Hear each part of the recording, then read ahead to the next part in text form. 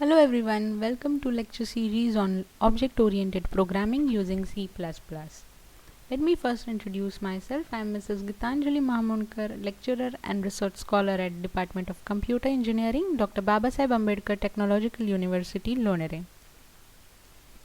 This is the first lecture of the series on Introduction to Object-Oriented Programming.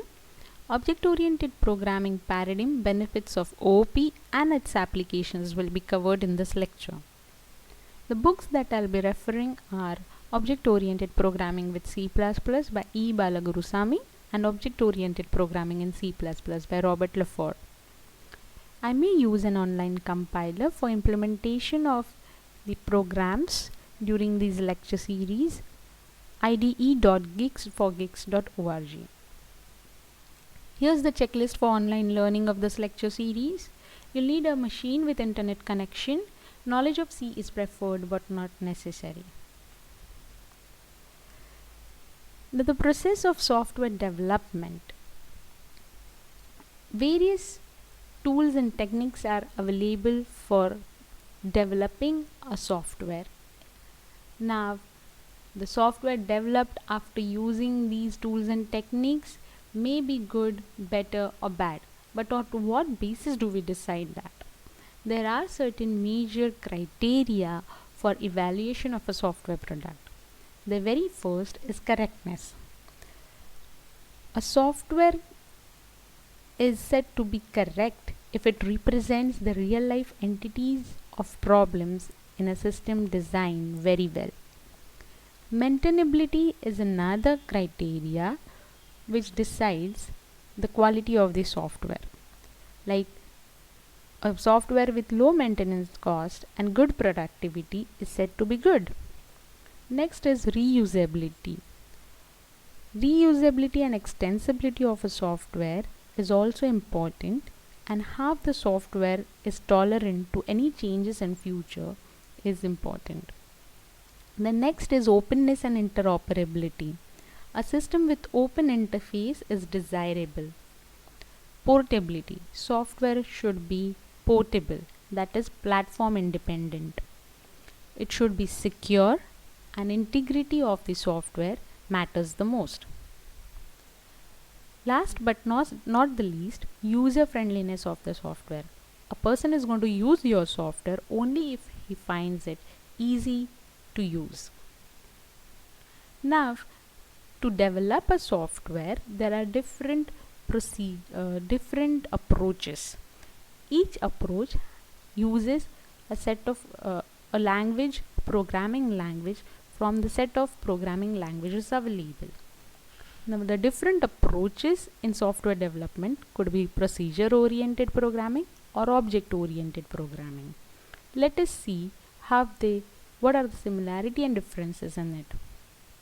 In procedure-oriented programming, procedure is given more emphasis than data.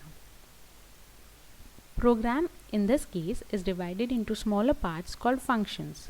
Actually, procedure being more significant than data, in procedure-oriented programming, you have a program with a set of instructions for the computer to execute. The functions in a program share global data and can modify the data from one form to another.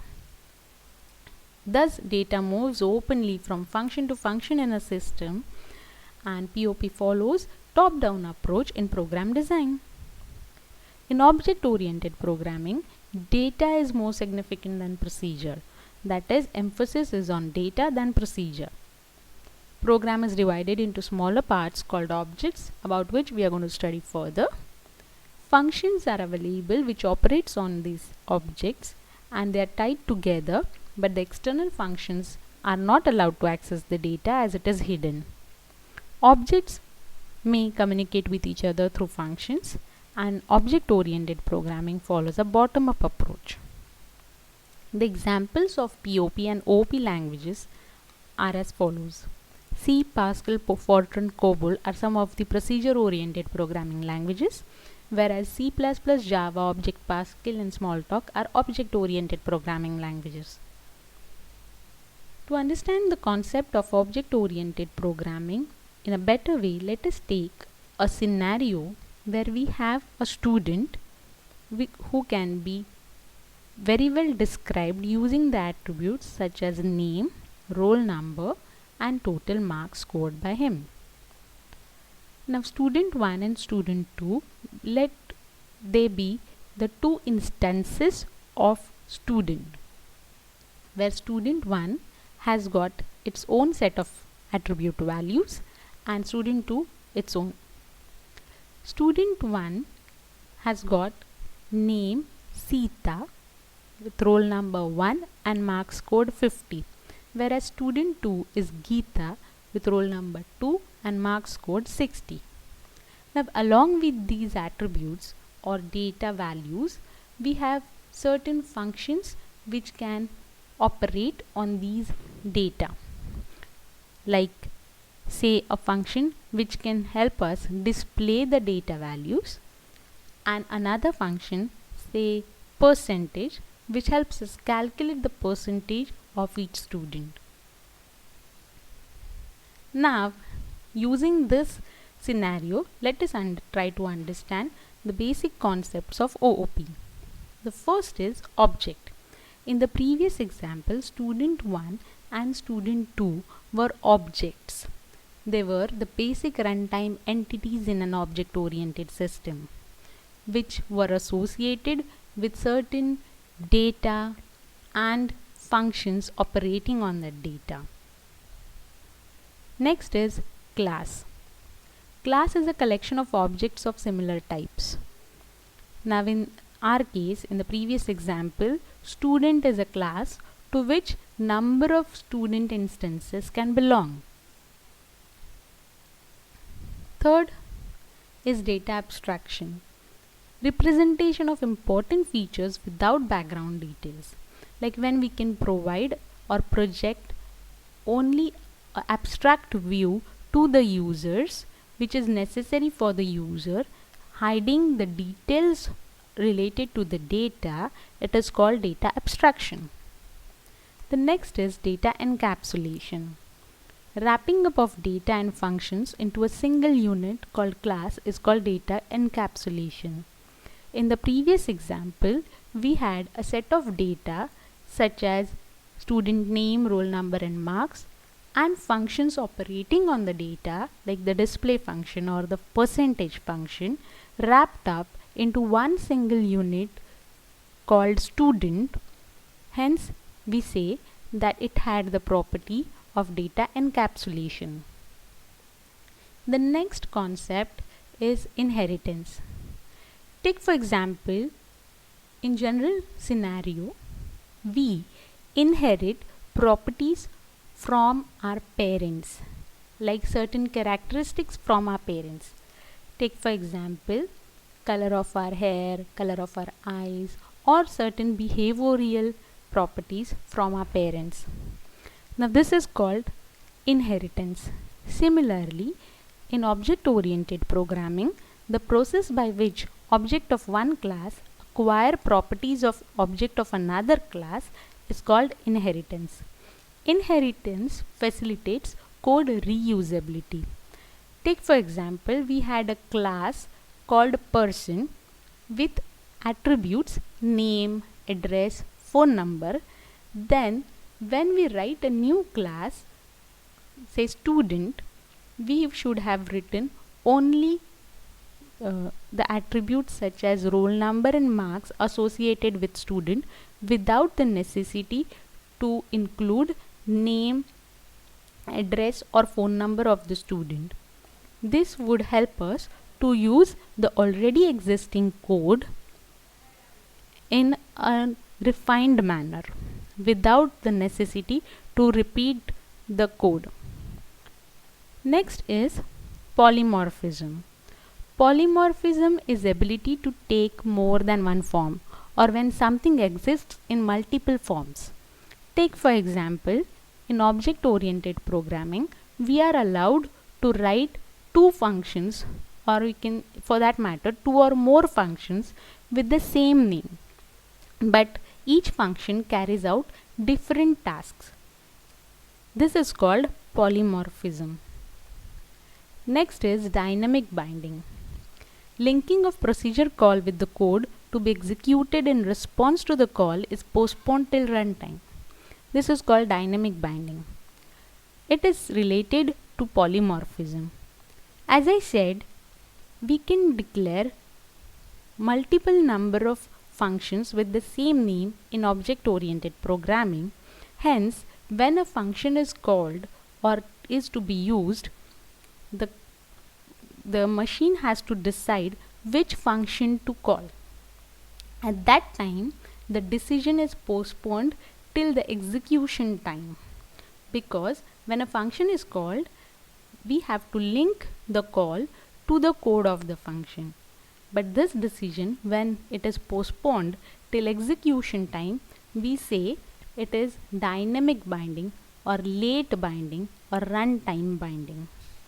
We will see each of this feature in detail later on. The last is message passing. As we had talked about objects communicating with each other through functions, that concept is nothing but message passing. It involves specifying name of the object, name of the function, and information to be sent, which facilitates communication between objects through functions. Thus, we have seen what are the features of object-oriented programming in a way. Now, there are object-based languages such as Ada, which has got the features such as data encapsulation, data abstraction, automatic initialization, clear up of objects, and operator overloading, which is again one kind of polymorphism. But object-based languages do not support inheritance and dynamic binding. When we have object-based features along with inheritance and dynamic binding, we say they are object-oriented languages, such as C++. Now, benefits of OOP. What makes OOP efficient? It is because it reduces code redundancy and facilitates code reusability. This is possible due to the concept of inheritance. Next, it helps in building program from standard working modules communicating with each other, thus improves productivity and reduces development time. This is possible because of message passing. Next, data hiding provides code security. I've already told this is possible due to data abstraction. Next is coexistence of multiple instances of objects without interference. This is because we are allowed to create number of objects of a single class. Data-centered designed approach. This is because in object-oriented programming, emphasis is on data than on the procedure. Now, because of this benefits of object-oriented programming, it is used in various applications such as real-time systems, object-oriented databases, simulation and modeling of systems, hypertext, hypermedia and expert text, artificial intelligence and expert systems, as well as neural networks and parallel programming.